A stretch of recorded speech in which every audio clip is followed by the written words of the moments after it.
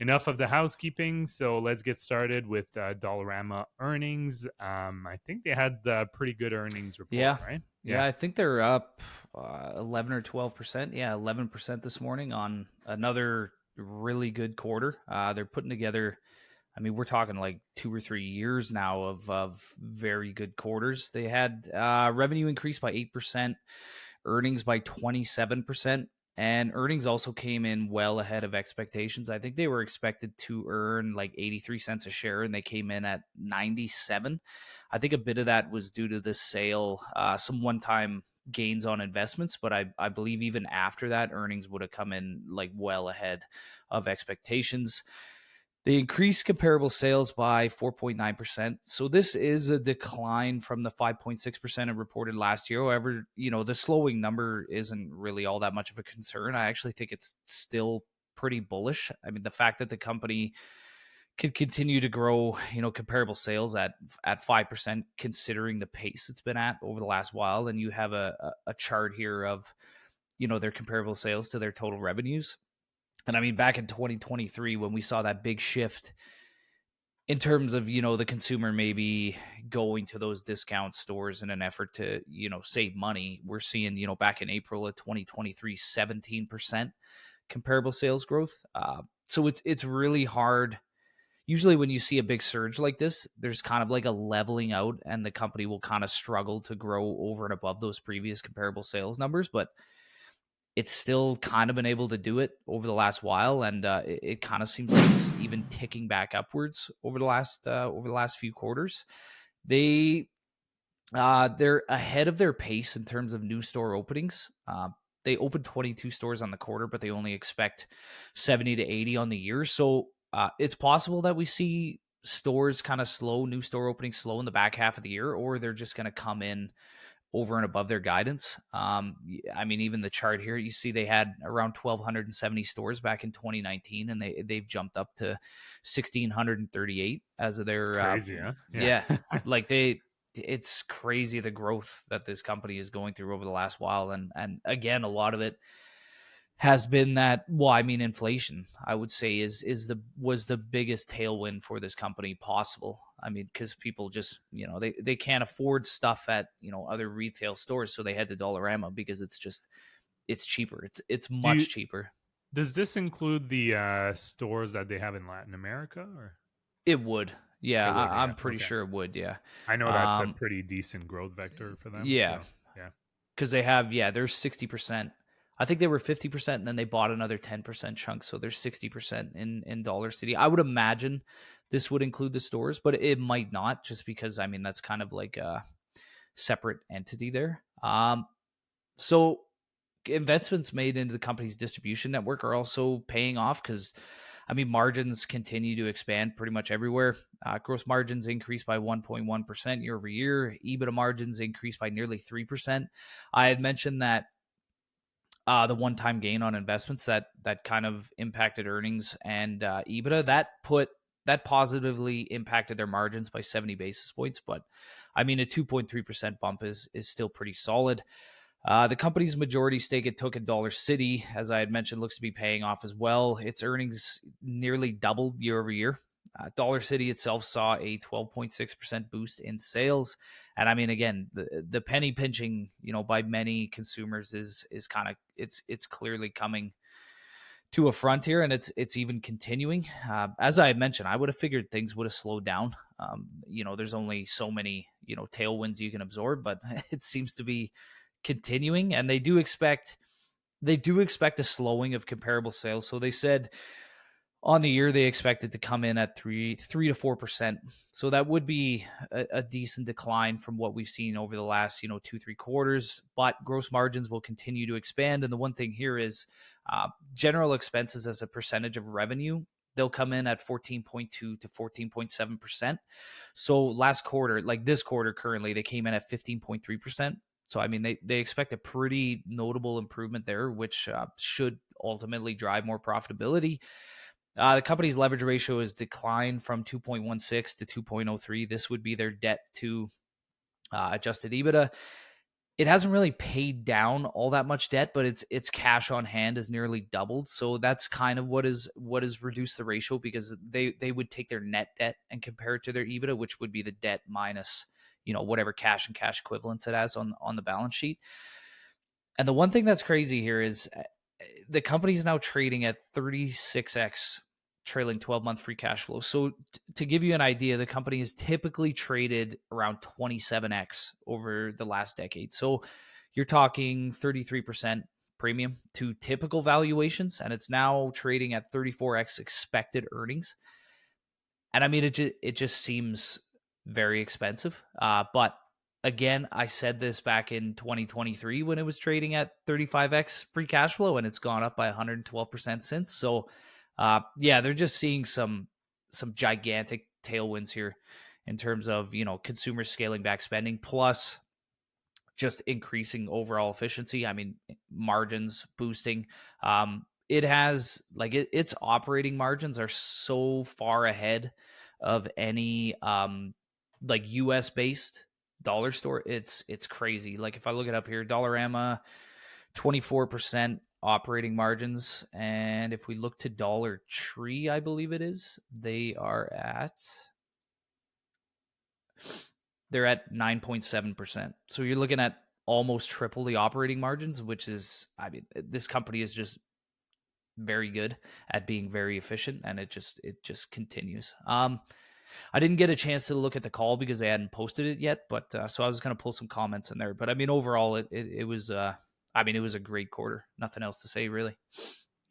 Yeah, I mean, you wonder if the margins will start looking even better, especially with tariffs, right? Because at the end of the day, the US has way more tariffs on against other Yeah, countries than Canada has currently. So it'll be interesting because if you're looking at a dollar store, I don't think you have that much pricing power. At some point, you'll have yeah. to probably eat it in the margins, right? If you're kind of thinking about your clientele. So that'll be interesting to follow. But obviously, Dollarama probably won't be impacted as much because I guess a lot of the goods that are coming from overseas, and Canada definitely has a lot less tariffs in place compared to the US.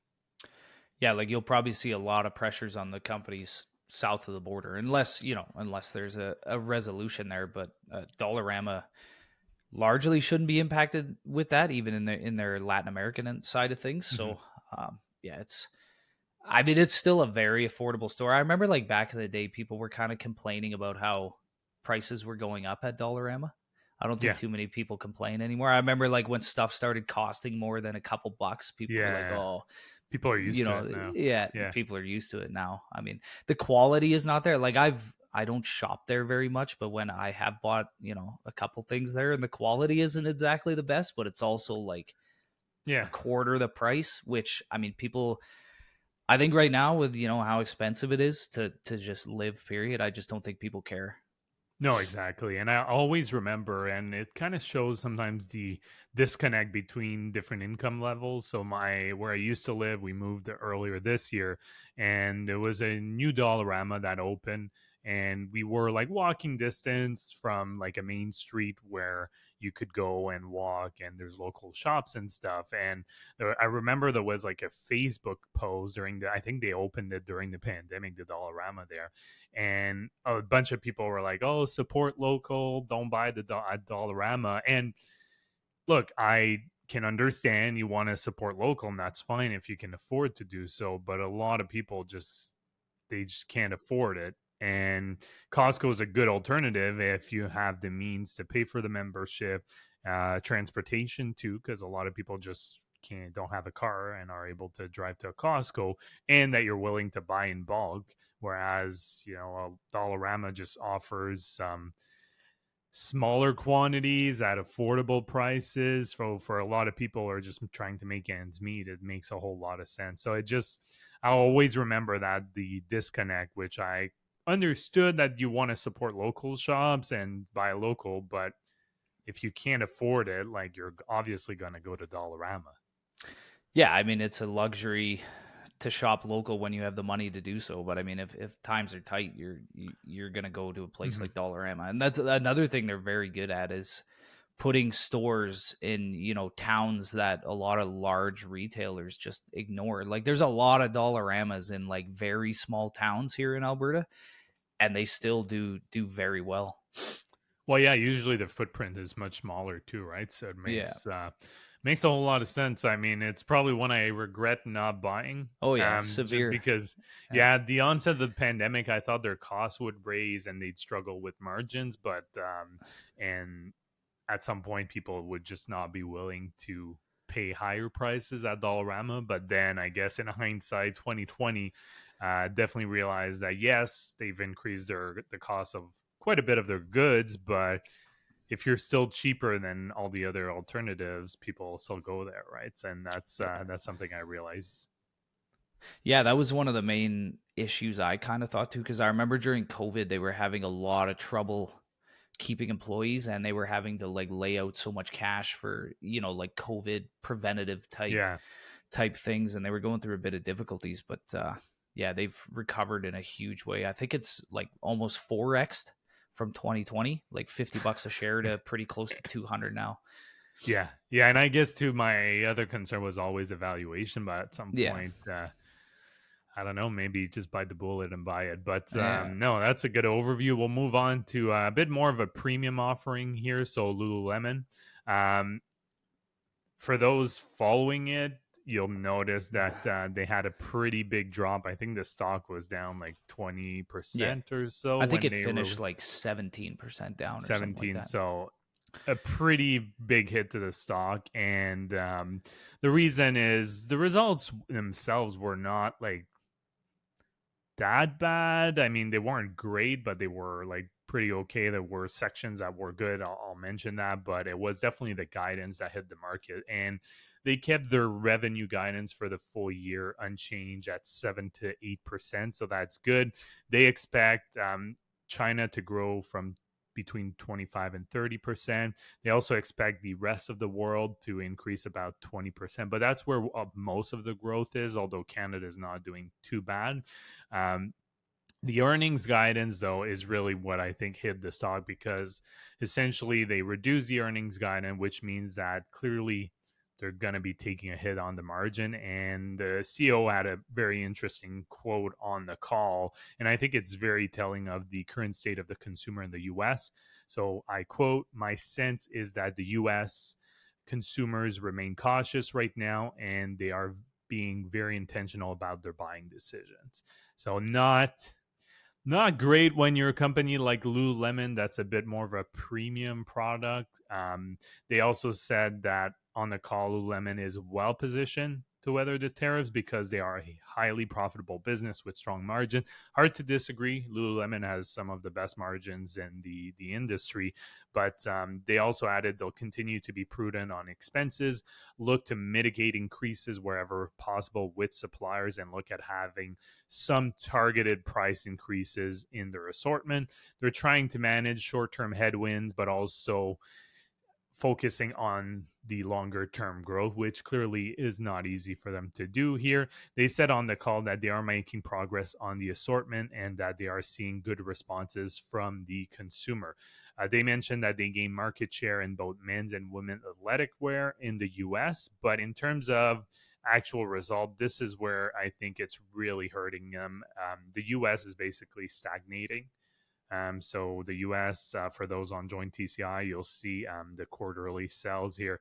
If you're looking at this year compared to last year, I mean, it's up maybe 1%.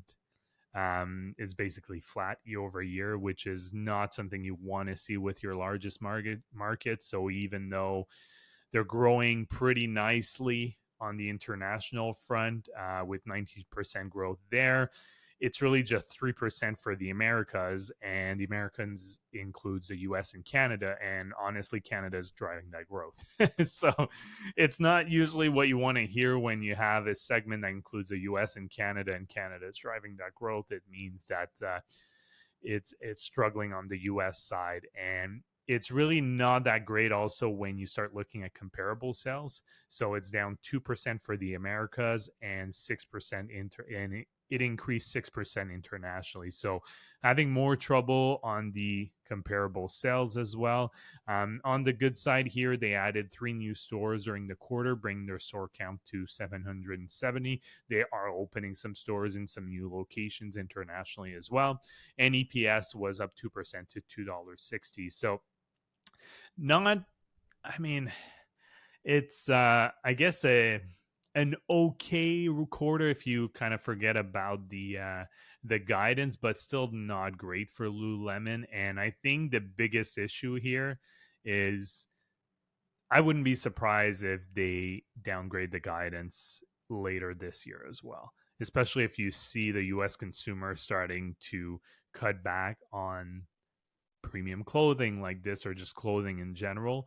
Obviously Lululemon's going to be pretty impacted for that. So I think that's probably what scared investors, is that I don't think it's a zero probability that they may actually reduce the guidance further down the year. They may not, but I think it's a definitely a possibility. Yeah, I think it's kind of kind of a situation of like, where does it end, I guess. Probably going to be, a lot of people are going to be scared that this might not be the first well, it's the first reduction, but it might not be the last. The one interesting thing is, like, you see, well, Aritzia hasn't reported yet, but I mean, they're seeing like none of this, especially in like the US side. I mean, it's a different company, but I mean, I guess it's like a mid-tier fashion line type thing. And I mean, Aritzia is reporting like, you know, 30% plus year over year growth. And it's way more than that in terms of like US revenue. Whereas, Canada's kind of slowing. So, I mean, retailers are very, very difficult. I mean, just to own overall. I mean, the market tends to sell them off on like the first fear of any sort of, headwinds or potential brand fallout. I mean, the one thing I guess I'll say about Aritzia is they're a lot smaller. They have a lot more runway for, expansion. Lululemon's more, on the mature side. They're not growing as fast in terms of store counts or anything. But yeah, it's a pretty tough market for this. We just went over Dollarama. Obviously, what the CEO said kind of resonates perfectly with what's going on with Dollarama, and probably what you'll go over with Costco as well.